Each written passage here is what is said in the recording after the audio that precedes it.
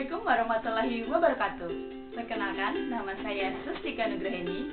Saya mengajar di Sekolah Madison Cendekia Sambas, Kalimantan Barat. Di sana, saya mengampu sebagai guru geografi.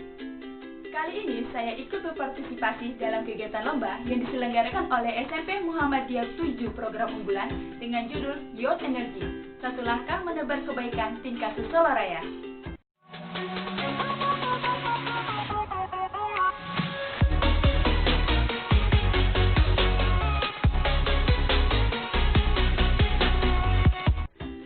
Datang di video pembelajaran saya kali ini.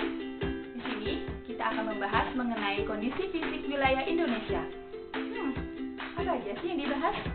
Nah, pada video kali ini Ibu akan membagi menjadi dua submateri. Yang pertama, letak geografis Indonesia, dan yang kedua, letak astronomis Indonesia. Syukur yang udah nampak. Pernahkah kalian bersyukur dengan hal yang paling sederhana, seperti saat kita berdiri di sini? Ya, wilayah Indonesia. Indonesia merupakan wilayah yang sangat strategis dan berbeda dari negara-negara lainnya.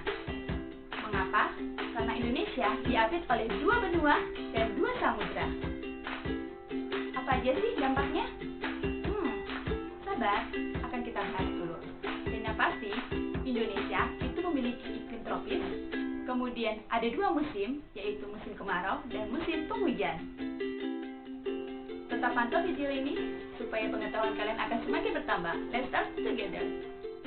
Yang pertama, letak geografis Indonesia. Letak geografis adalah letak suatu wilayah yang dapat dilihat dengan kasat mata berdasarkan kondisi fisik wilayah dan menentukan posisi tersebut di daerah satu dengan daerah yang lainnya. Letak geografis inilah yang menjadi batas-batas wilayah Indonesia. Di sebelah utara, Indonesia berbatasan dengan Malaysia, Filipina, dan Singapura. Di sebelah timur, Indonesia berbatasan dengan Papua Nugini. Di sebelah selatan, Indonesia berbatasan dengan benua Australia. Dan di sebelah barat, Indonesia berbatasan dengan Samudra Hindia. Apa sih dampak geografis bagi Indonesia? Pastinya ada dong. Kalian tahu bahwa setiap 6 bulan sekali, Indonesia mengalami musim kemarau dan musim penghujan. Bagaimana prosesnya? Di musim kemarau, angin tiup berasal dari timur laut yang membawa uap kering. Jadi, saat melintasi wilayah Indonesia, Indonesia mengalami musim kemarau. Ini terjadi pada bulan April hingga Oktober. Sedangkan di musim penghujan, angin tertiup berasal dari barat daya yang membawa uap basah. Dan saat melintasi wilayah Indonesia, Indonesia mengalami musim hujan. Dan ini terjadi pada bulan Oktober hingga April. Selain itu, Indonesia berada di cross position yang memberikan keuntungan bagi kita. Apa itu cross position? Cross position adalah wilayah yang berada di persilangan antara dua benua dan dua samudra seperti Indonesia, sehingga Indonesia memiliki mitra perdagangan baik secara nasional maupun internasional, dan sebagai pusat persilangan antara pelayaran serta penerbangan. Yang kedua, letak astronomis Indonesia. Letak astronomis adalah letak suatu tempat berdasarkan garis bintang dan garis bujur.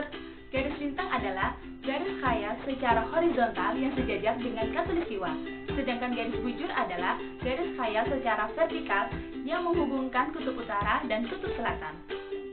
Secara astronomis, Indonesia berada di 6 derajat lintang utara hingga 11 derajat lintang selatan dan 95 bujur timur hingga 141 bujur timur. Apa sih dampak garis bintang dan garis bujur bagi Indonesia? Yang pertama, garis bintang.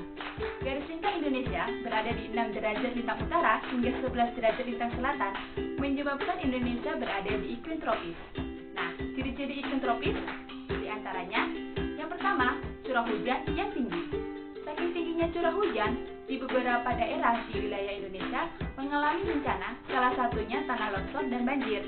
Ini terjadi karena penggunaan lahan yang tidak sesuai dengan aturannya. Dan yang kedua, hutan hujan tropis yang masih sangat luas. Kalian tahu nggak, Indonesia menduduki peringkat ketiga dari 25 negara yang masih memiliki hutan hujan tropis yang sangat besar. Kita harusnya bersyukur sekali ya.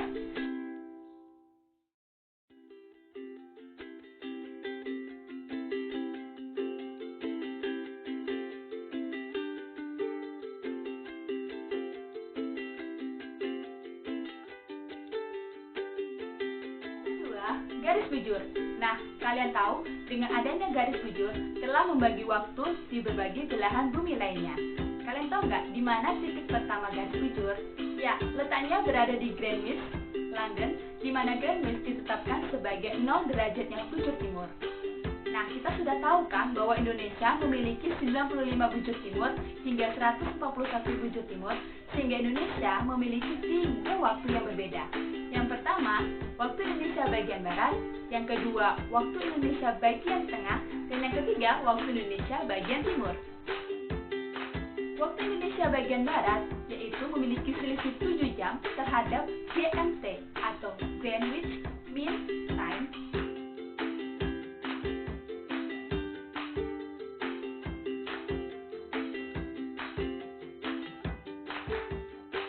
Yang kedua, ada WITA, waktu Indonesia bagian tengah yang memiliki selisih 8 jam GMT atau Greenwich Mean Time, di mana meliputi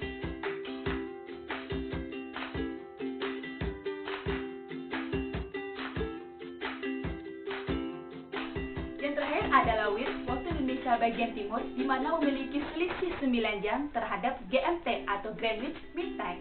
Nah, wilayah tersebut meliputi Papua, Papua Barat, Kepulauan Maluku, serta pulau-pulau sekitarnya. Terima kasih telah menyaksikan video pembelajaran saya kali ini. Semoga apa yang saya jelaskan mudah dipahami ya. Oke, Ibu tutup. Billahi taufiq wal hidayah. Wassalamualaikum warahmatullahi wabarakatuh.